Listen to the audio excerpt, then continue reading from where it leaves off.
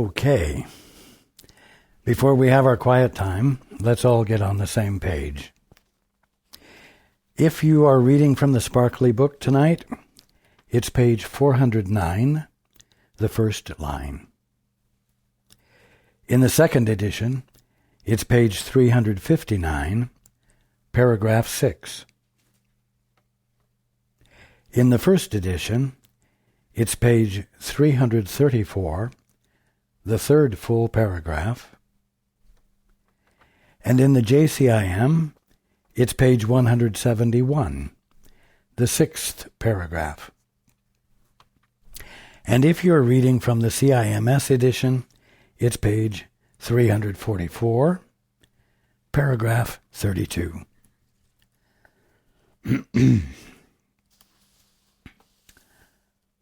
Okay, let's take a few moments to be quiet together.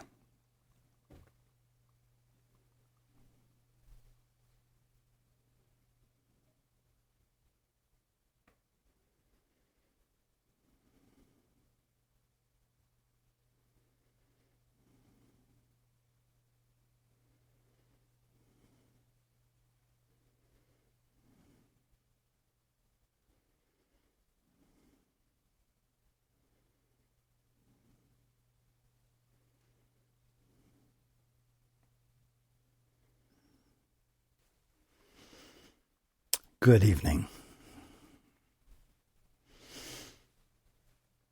And welcome to everyone who's joining us on the internet. You know, before every study group, before any occasion where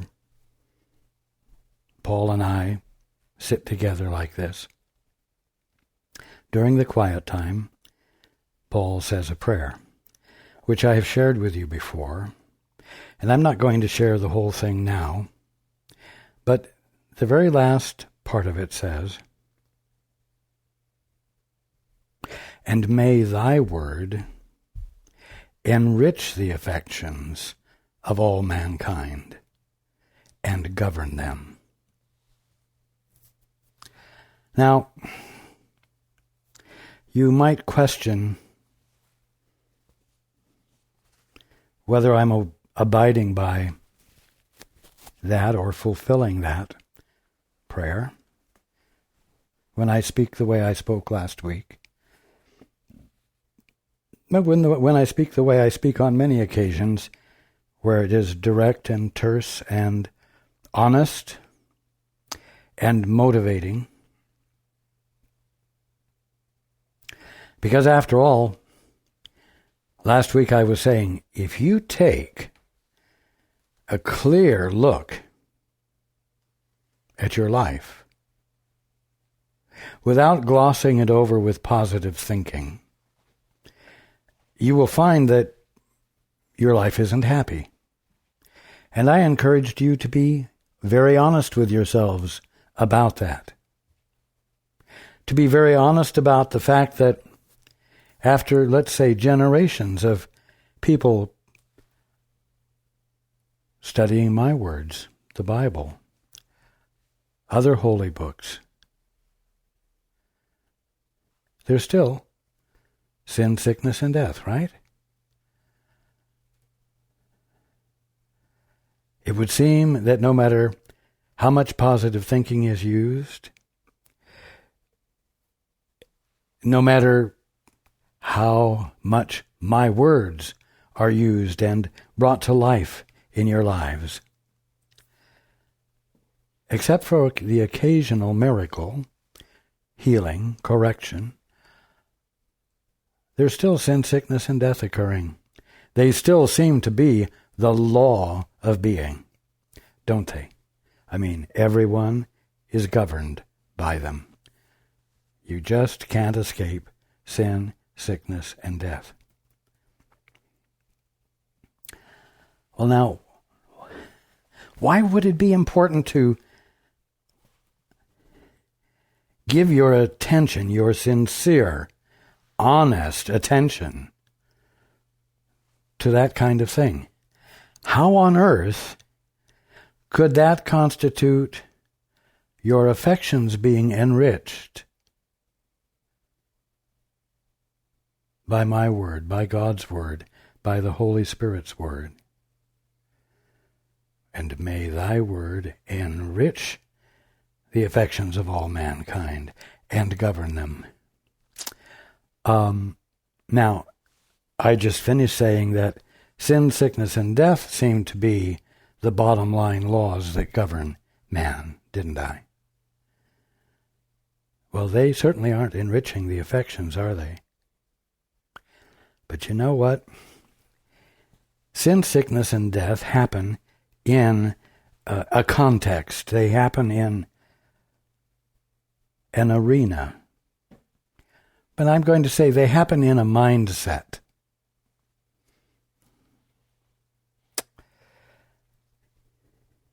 They happen in a context of independence.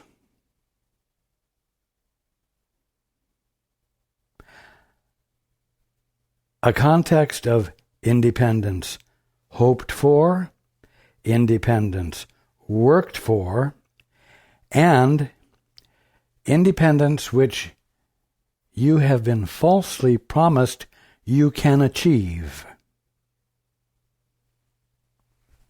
In other words, sin, sickness, and death seem to occur and seem to govern you when you have adopted an independent stance.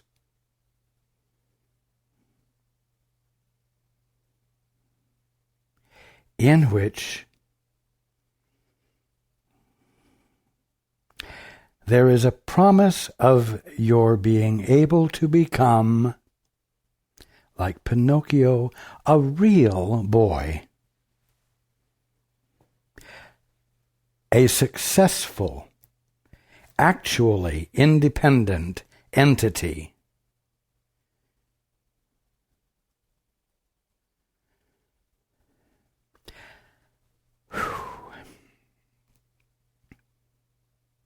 I'm going to ask you, with all of what we have read since the beginning,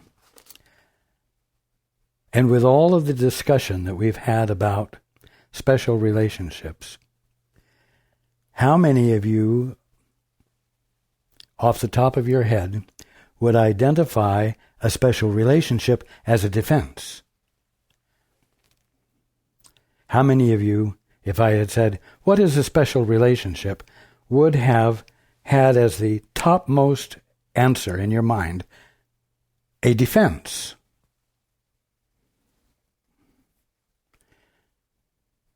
It is. What is it? What is it a defense against? It's a defense against a conscious awareness of God, and it is a defense against a conscious experience of your birthright and your existence as the direct expression of God. It's a defense against your having clear, honest, realistic self-appreciation, self-assessment, and true self-identification. Being a defense against that, it causes you to experience amnesia and not remember who you are, not know who you are, and leaves you in the unenviable position of having to create a sense of identity out of nothing. The only thing is that this act of creating a sense of self-identity out of nothing was a result of a conscious act that at some point you took. It was an initial act of separation from God, from your source, and therefore from your conscious connection with your source, and we've talked about this endlessly.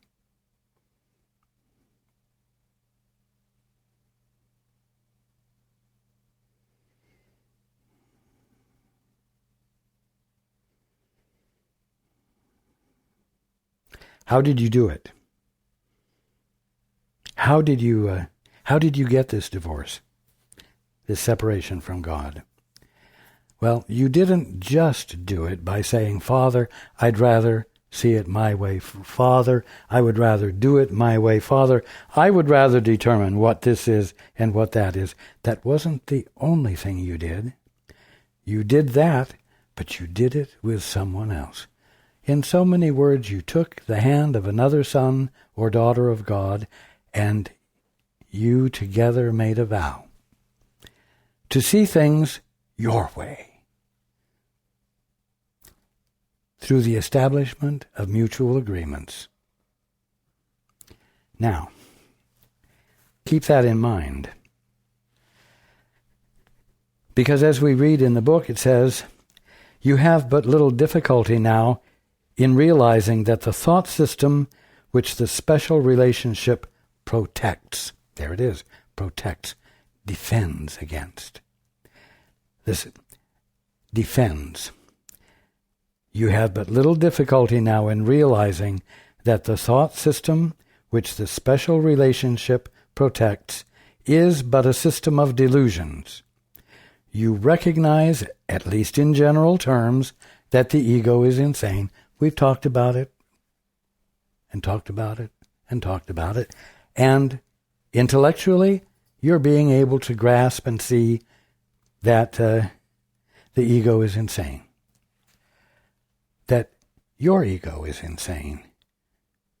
You're able to look at that with some courage because we have been talking about how to be released from it, so that looking at it doesn't convict you, but allows you to see more clearly what you don't want to experience, and which therefore justifies your doing what it takes to abandon it, to release yourself from it.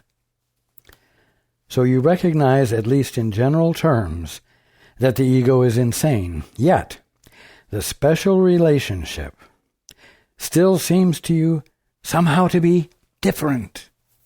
In other words, not insane.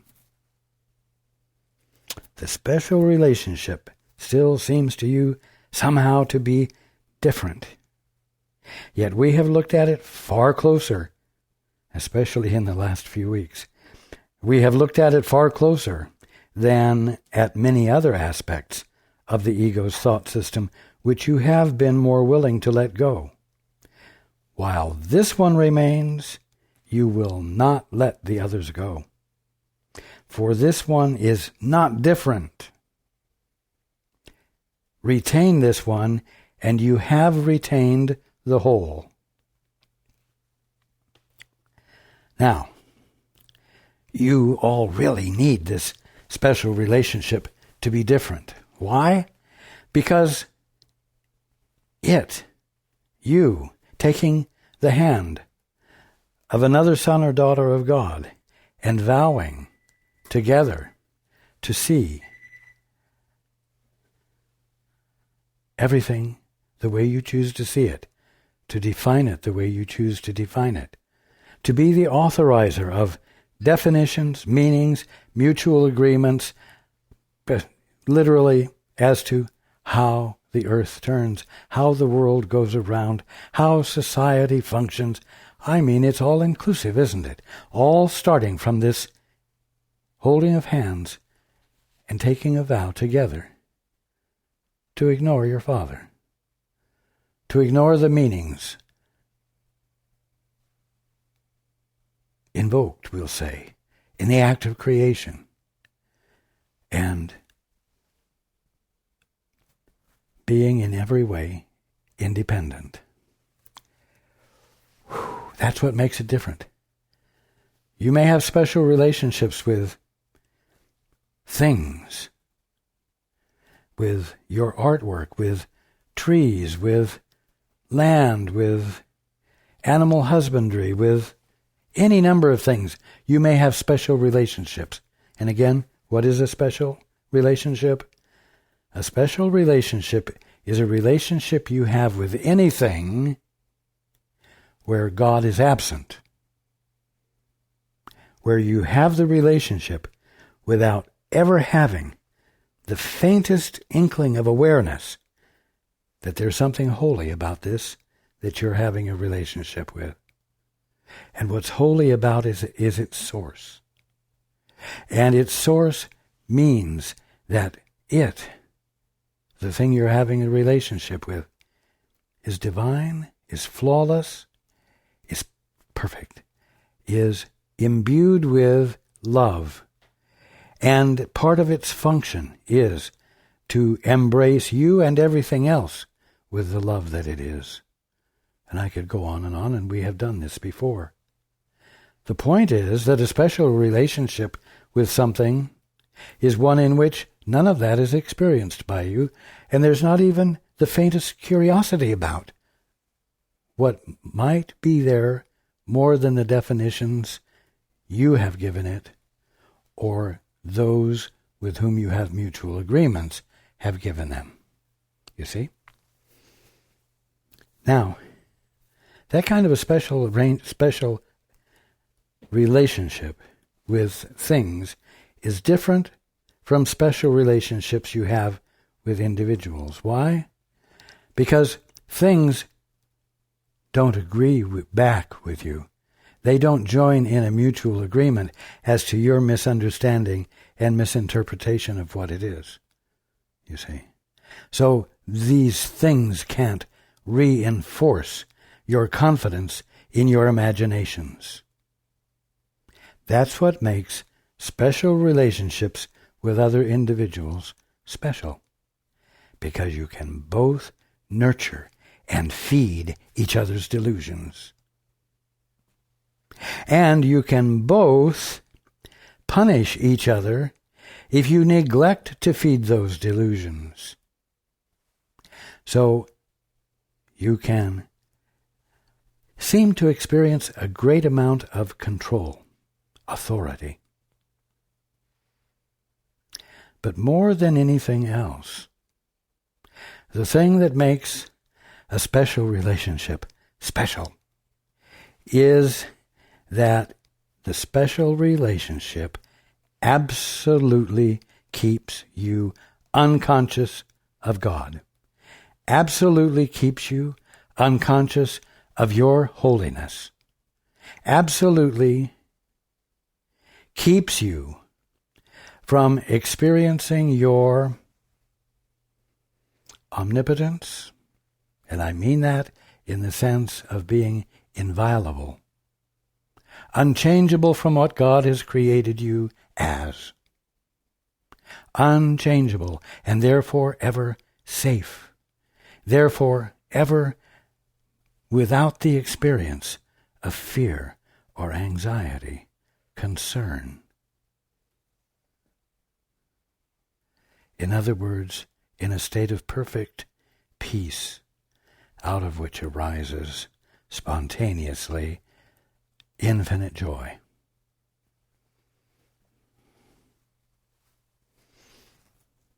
Yet, it is these very aspects of a special relationship that make it so unholy, make it so unhealthy.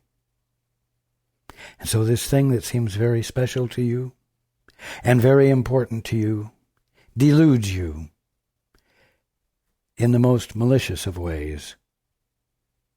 And so you cannot afford to look at it with any kind of friendliness or tolerance, else you will remain bound to it, bound by it, and unconscious of who you are, therefore insane. Now, I spent quite a bit of time last week being very strict in focusing your attention on the fact that things aren't getting any better.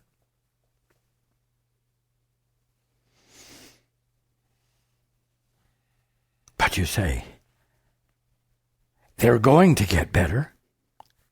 After all, look at all the progress that has been made here and there. You know, it's going to get better. Oh, yes, I know. That's the promise, and that's the lie. Now, take a look at it. The defense that a special relationship is a defense against your knowing who you are. And it's not just a defense against knowing who you are. It is a defense which gives you a different definition than what you are.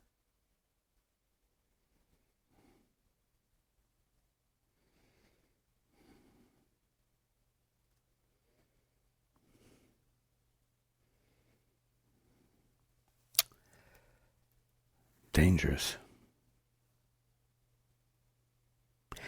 Important for you not to be deluded by. Important for you to become free of.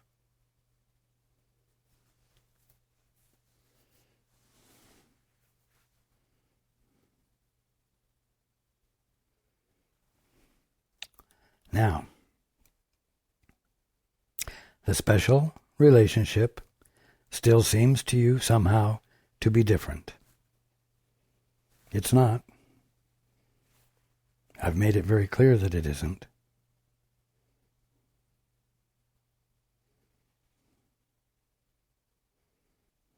You see, the promise that things will get better keep you from looking at the fact that things haven't gotten better over great periods of time. They say, don't pay any attention to the facts. Don't pay any attention to the obvious.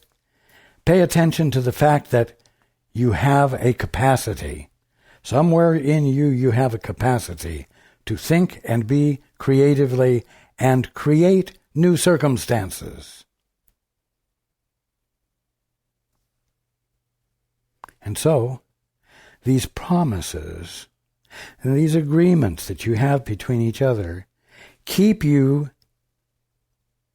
emboldened to persist in doing what you can't do. And it keeps you from looking at the effects, the long-standing effects of special relationships, which are that sin, sickness, and death still occur over and over, changelessly. You see? Because you won't look at the facts. You want to look at the positive thinking. You want to look at the creativity that you have. You want to look at the lie. Now, mind you, that which says you are an entity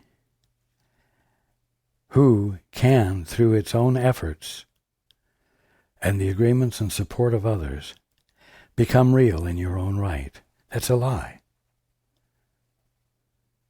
That's a lie. But you know what defends that lie? By causing you to not look clearly at it, so that you just simply say, well, that's an undesirable thing, which, through the use of creative thinking and logic, we can work our way out of. You see? So, a lie covers up a lie. That's the nature of a special relationship.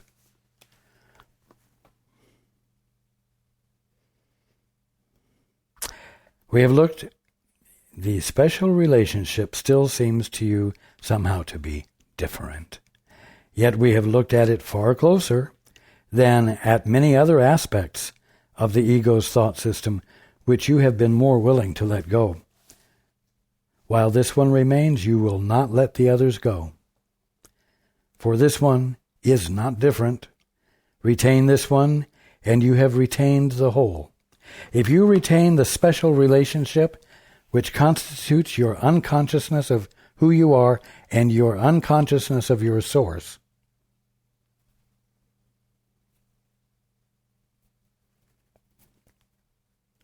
then any other defenses you have will be held in place too.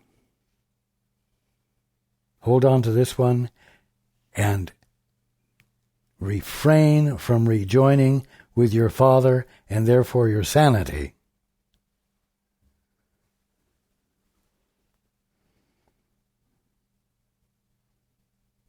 It will mean that no matter what you thought you let go of, you're still ignorant. You're still unconscious. Nothing has really been let go. You see? Again, very black and white, very simple. Don't be afraid to look at it. It is essential to realize that all defenses do what they would defend. If they defend a lie, they defend with a lie. Oh, you can make yourself into something real. You can lift yourself up by your bootstraps. It's the nature of life to expand itself. It's the nature of life to develop itself. You see?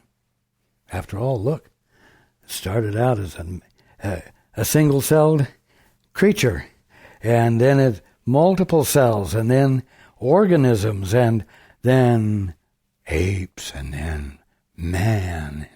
Oh, look, it's the nature of life to develop, to progress, to make itself better. That's what life does. Well, you can go on believing that for another 10 million years. You won't wake up. You won't come back into your right mind. That isn't the way it works.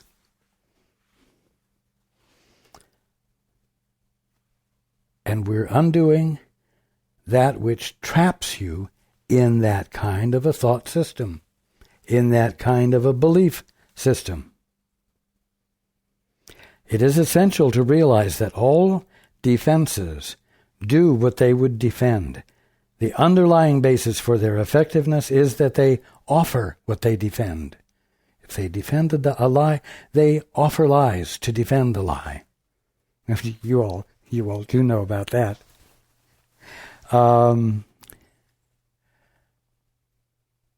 What I want for you to believe, and what I want for you to understand is that it's not natural for you to understand about lying and using a lie as a defense of a lie. I want you to come into a much more natural experience of what you are on the basis of your divinity. Because you know what? You and I, you and all of the brotherhood that are awake, can't enjoy the camaraderie of our brotherhood until you finally take the leap.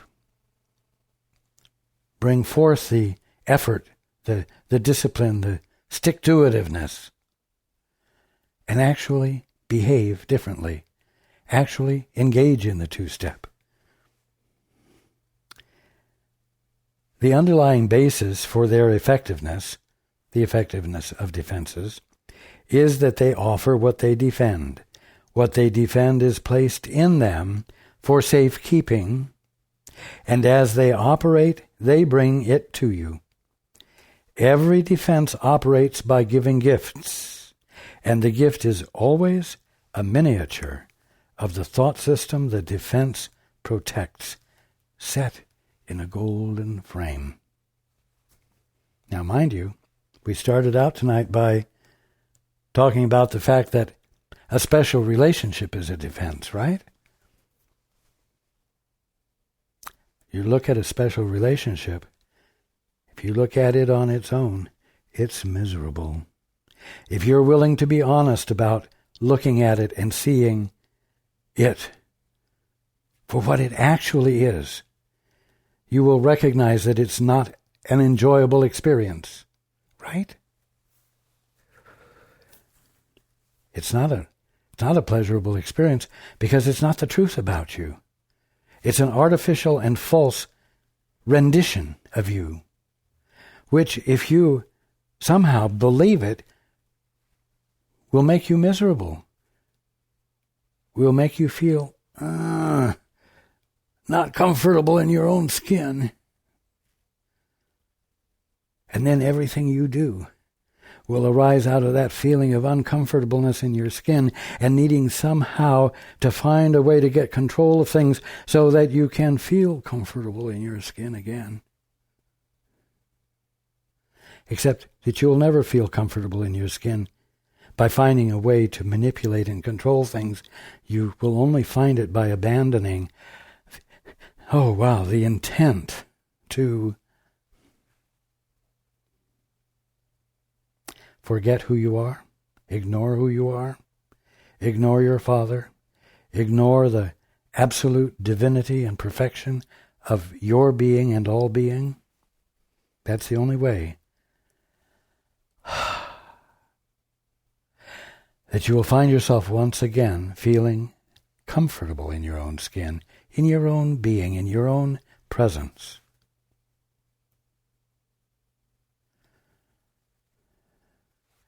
This special relationship that you're in with others and with everything is what is held in the frame. The picture itself is unpleasant. The frame, however, is constituted of all of the false promises and false hopes and mutual agreements that you all will support each other and bolster each other up in your misery to help you forget your misery and have some positive attitude and some positive feeling and energy with which to take on each day as each day arises. And so this miserable picture is embraced by lies, other falsehoods. But what? They involve involvements with others, so you're not lonely, even though you're lonely, even though you know you're alone. You have involvements with others, and the involvements feel good, and they nurture and they satisfy you, and they make you feel comfortable, and so you pursue those, and these relationships become more and more complex until this frame around this miserable picture is so full of hope and so full of stories of success that you don't have to look at the picture anymore. And you don't have to provide an honest assessment of what the picture is saying. And you see, that's how it works. So you become so preoccupied with the wonder of the mutual agreements and structures surrounding this miserable picture that begins to be what you determine life from and your happiness from. And you're lost. You see, if you're not even seeing the picture for what it is, if you've forgotten that you're actually miserable in a state of misery, you're really insane. You're really not grasping things truly. And there's call for correction, and correction is available. And if I was not here to tell you that correction is available, it would serve no purpose whatsoever to say, look at the picture, forget the frame. Look at the picture and see that it's nothing but miserable.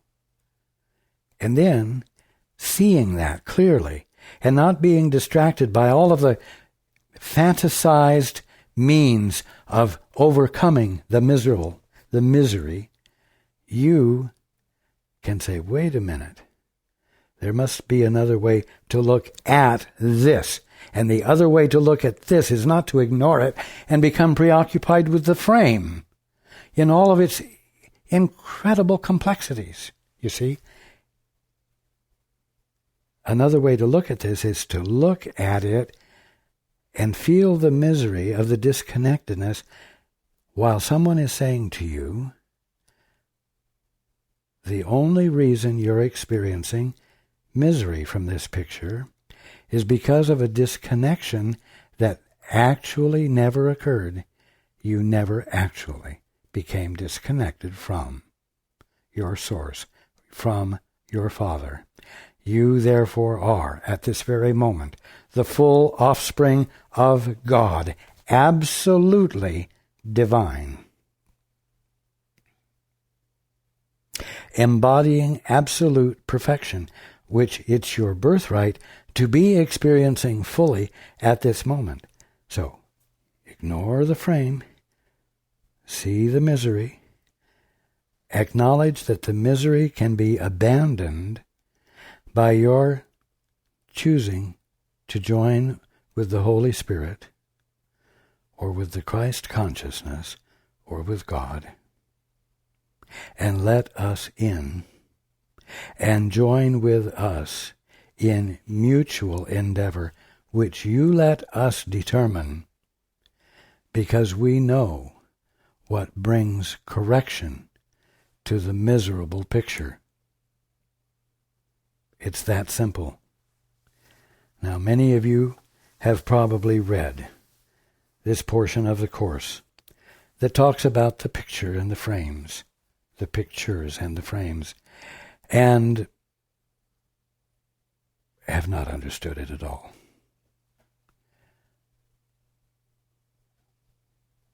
I'm going to read now, and in light of what I've said, see if it makes sense. Every defense operates by giving gifts, and the gift is always a miniature of the thought system the defense protects, set in a golden frame. The frame is very elaborate, all set with jewels, and deeply carved. No chintzy frame, this frame. Deeply carved and polished. Wasn't pressed out with a mold. No. Handmade. Deeply carved and polished. Its purpose is to be of value in itself, this frame. And so divert your attention from what it encloses. But the frame without the picture you cannot have. You see?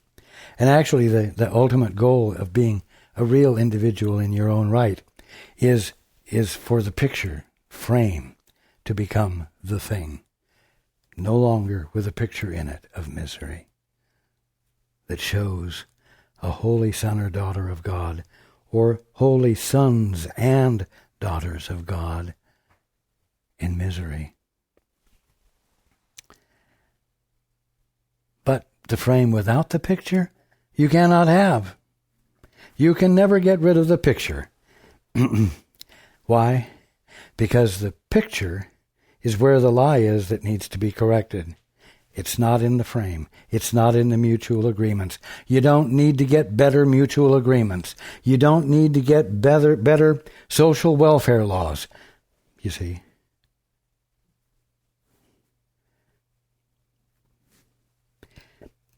But the frame without the picture, you cannot have. But listen to this. Defenses operate to make you think you can. There's the false promise. There's the carrot hanging in front of your nose. You see? Defenses operate to make you think you can, that you can do what you can't do. Now, the special relationship has the most imposing and deceptive frame of all the defenses the ego uses. Its thought system is offered here, surrounded by a frame so heavy and so elaborate that the picture is almost obliterated by its imposing structure.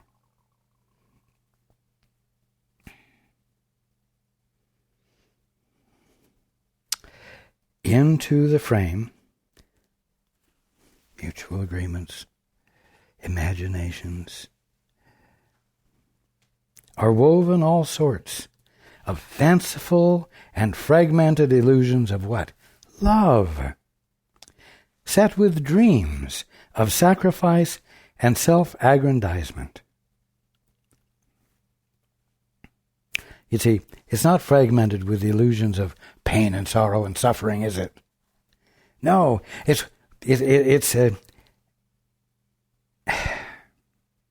into it are woven all sorts of fanciful and fragmented illusions of love and hope and charity and kindness and all sorts of good things that allow manipulation to occur smoothly, right?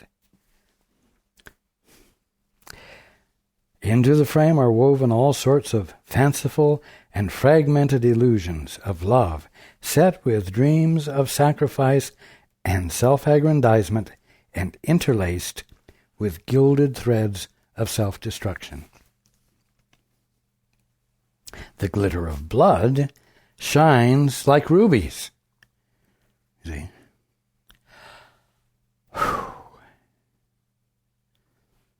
Come on. Don't wonder what this is about. Don't play naive. How many have shed blood for the sake of freedom? Don't tell me that you don't honor blood as glittering like rubies with great meaning.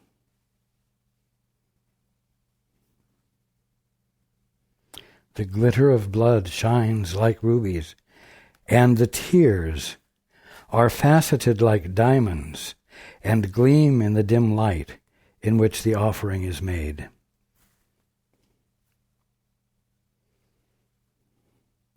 Tears of what seem to be genuine repentance, or tears of recognition that something was done that was wrong. Tears that express the fact that the person shedding the tears has abandoned a false front and is experiencing humility. These are faceted like diamonds. They're grandly and greatly appreciated, and gleam in the dim light in which the offering is made. Now why treat these things with disrespect or without full honor? The reason is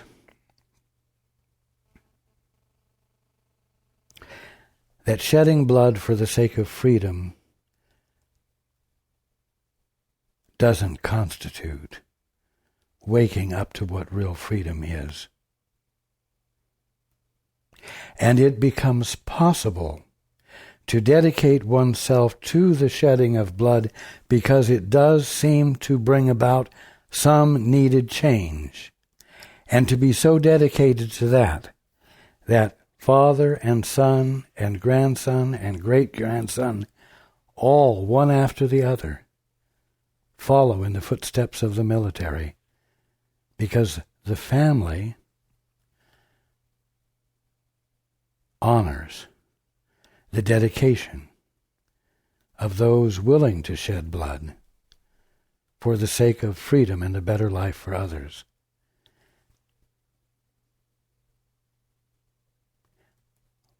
What I'm here to do is to set everyone's mind in a new direction, where instead of father and son and grandson and great-grandson, all following in a pattern of respect,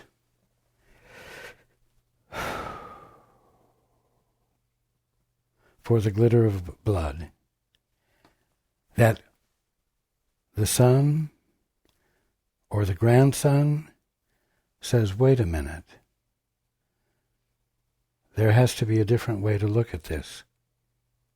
There has to be a way to break the repetition of sin, sickness, and death. Sin, sickness, and death. Life, death. There has to be a way to break that pattern. And I'm going to do that. I'm going to attend to that instead of going off to war, like my father and my grandfather and my great-grandfather. And I'm going to do this in spite of the fact that the wives and mothers and the rest of the family also feel the patriotic duty and the devotion to God and country, such that my taking this step is going to distress them. You see what I'm saying?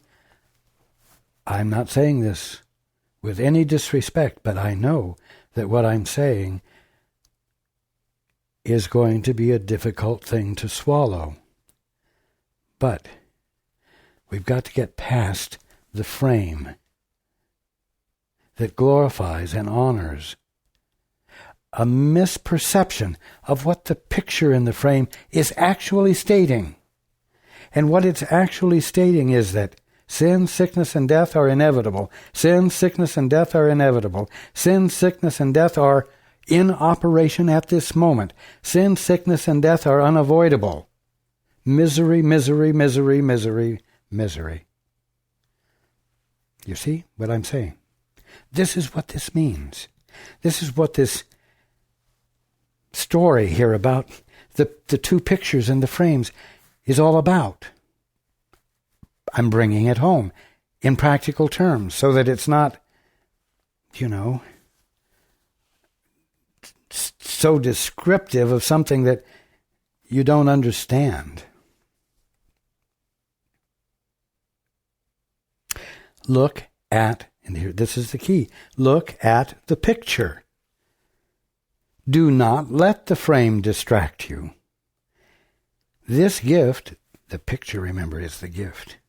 This gift is given you for your damnation.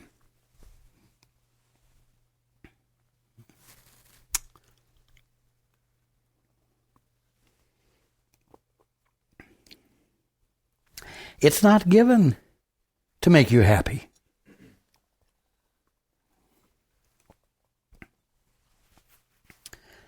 It's not given to make you happy. I'm not being mean to make you face this.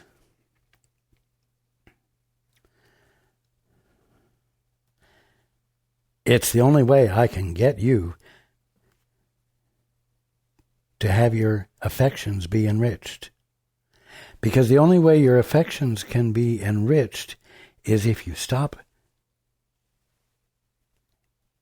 having a picture which the frame is distracting you from, where you're never doing the two-step, where you're never saying, wait a minute, Father, what is the truth here? Father, I want to experience your perspective. And even though I doubt that if I ask you for it, you will give it to me, because I'm not even truly positive there is a God, I am going to do something different from what my great-great-grandfather and my great-grandfather and my father and my uncles did.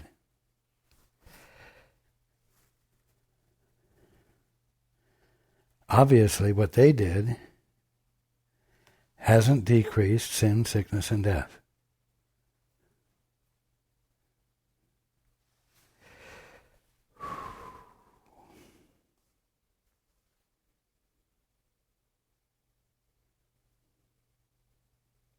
Look at the picture.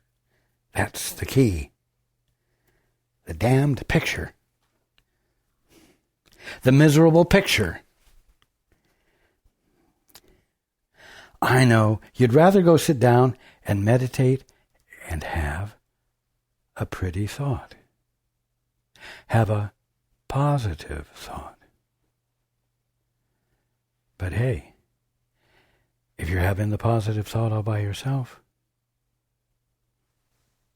the damn miserable picture's still there in the middle of that huge frame, because God never entered the picture. God never entered. You see? Never were the words said, Father, what is the truth here? Father, I'm going to break my isolation from you. I'm going to abandon this so-called authority and independence that I thought was my birthright. And I'm going to join, and I'm going to give deference to you and what you have to say. I'm going to dare to be crazy enough to do this to see whether it really does make a difference. Having abandoned what my ancestors devoted themselves to.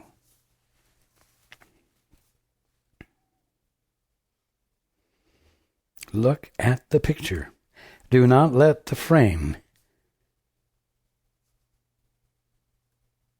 distract you. This gift is given for your damnation, and if you take it, you will believe that you are damned. It's okay to look at this and acknowledge it. Why? Because it's not the end of the world. It's the beginning of your capacity to abandon that picture together with the frame and to have a new experience. You cannot have the frame without the picture.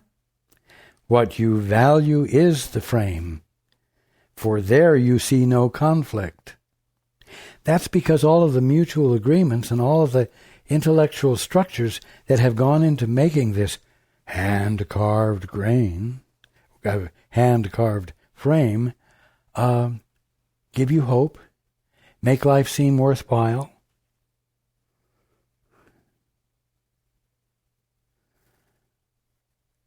They spell out for you exactly how success will be achieved, even though nobody's achieved it. And you say, well, everybody wanted to fly, and it wasn't until the Wright brothers actually accomplished it that it happened. But it did happen.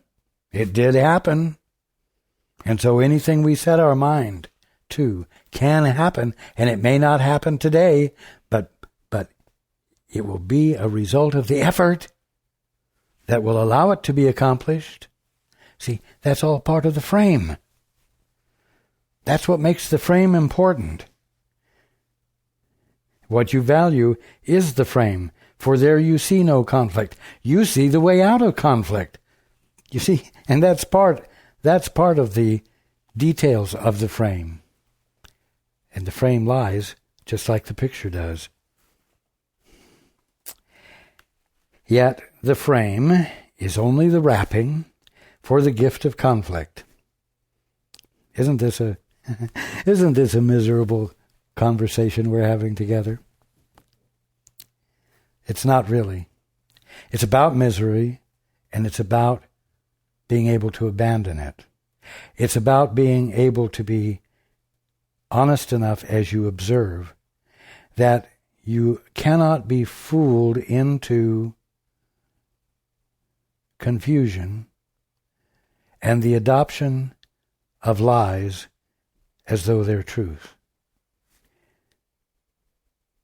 The frame is only the wrapping for the gift of conflict. The frame is not the gift. The frame is not the gift. Be not deceived by the most superficial aspects of this thought system, for these aspects enclose the whole, complete in every aspect. So even in the frame, the slightest little apparently positive, hopeful facet is lying and binds you to the misery and awfulness of the picture, just as much as the things that are less lovely, but still constitute some apparently sound basis for hope. Death lies in this glittering gift. Let not your gaze dwell on the hypnotic gleaming of the frame. What does that mean? Let not your gaze dwell on the hypnotic gleaming of all of the mutual agreements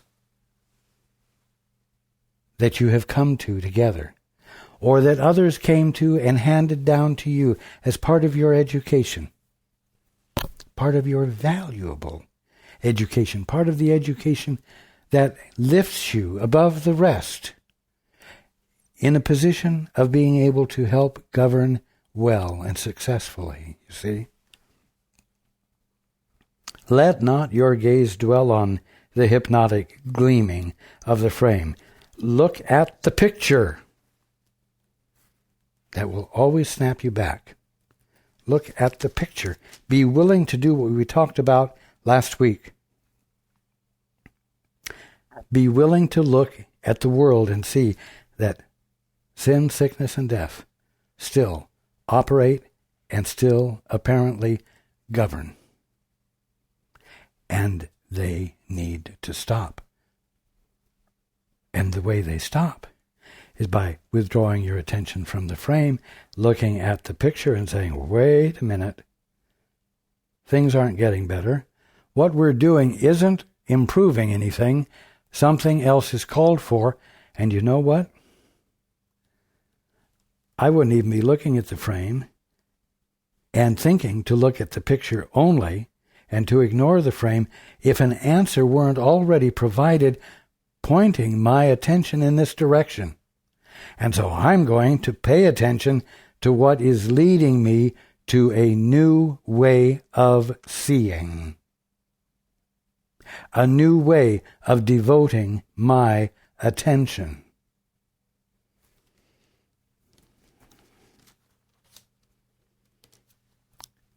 That is why the holy instant is so important in the defense of truth. The truth itself needs no defense, but you do need defense against your own acceptance of the gift of death.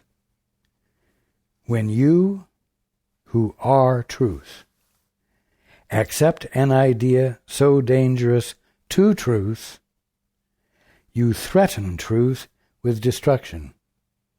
Of course, it can't really be destroyed, but nevertheless, a threat is engaged in. And your defense must now be undertaken. Your defense. Not the defense of some concept. Not the defense of some illusory thing called an unholy relationship, a special relationship. But the defense of a holy son or daughter of God, defending that holiness. Your defense must now be undertaken to keep truth whole. The power of heaven, the love of God, the tears of Christ, and the joy of His eternal Spirit are marshaled to defend you from your own attack. For you attack them. What do you attack? The power of heaven, the love of God, the tears of Christ, and the joy of His eternal Spirit. For you attack them, being part of them, and they must save you, for they love themselves. Listen to this last sentence. For you attack them, being part of them, and they must save you, for they love themselves. You see, they will not agree with you in your attack of them. They will not agree with you in your misunderstanding of them that would cause you to value something else more. And they will not join with you in dishonoring you as you are by being attracted to something that keeps you unconscious of yourself with a capital S, your divine holiness. Now, these are the things that come into play in the holy instant And these are the things that come into play in terms of illuminating the holy instant to you and bringing your attention to them.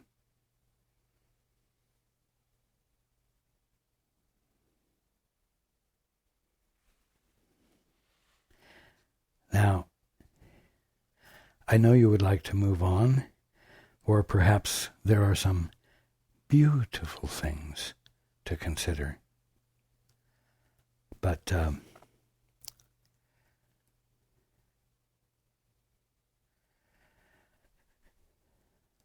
I invite you to keep your gaze on the picture.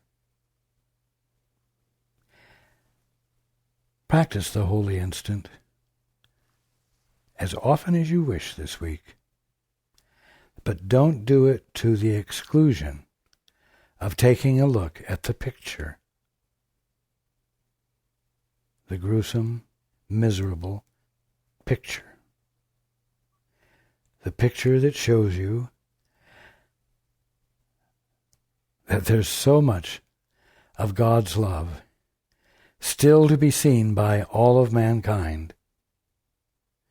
And you know it because there's so much evidence of misery still around. Still so much evidence of injustice around. Still so much presence of impatience in you with those around you who aren't expressing as much intelligence as they're capable of. Impatience in you that makes it difficult for you to be willing to stand with love with your brother or sister, or mother or father or daughter or son,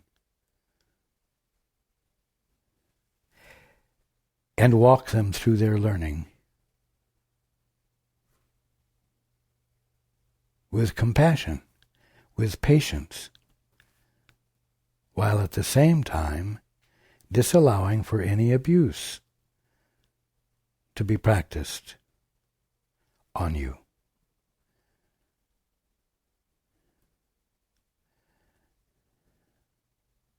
I love you all. And these are important things that we're talking about.